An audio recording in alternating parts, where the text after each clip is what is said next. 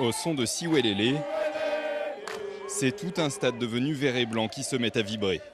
Les Celtics de Bloemfontein reçoivent les Orlando Pirates de Johannesburg, mais ce qui se passe sur le terrain n'est peut-être pas le plus intéressant. Dans les tribunes, pendant 90 minutes, les 20 000 spectateurs enchaînent chants et danses.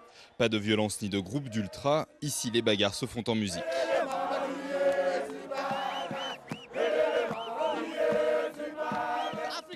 Nous, les Africains, on danse, on fait du bruit.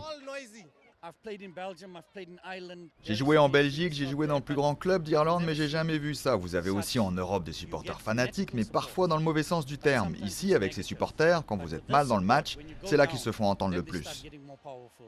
Quand l'apartheid est mis en place en 1948, le football est déjà le sport des Noirs, alors que le rugby est celui des Afrikaners, les descendants des premiers colons.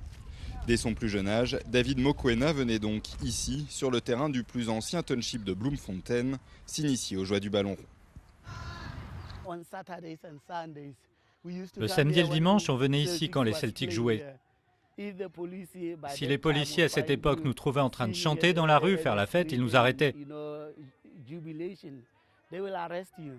Le stade, c'était le seul endroit où on se sentait libre. Le football pouvait même devenir le terrain d'un autre jeu, cette fois entre militants politiques et policiers. Les membres de l'ANC avaient l'habitude de tenir leurs réunions pendant les matchs. Ils se retrouvaient ici et les policiers ne les arrêtaient pas parce qu'ils se disaient que tous ces gens ne venaient ici que dans un seul but, voir un match de football.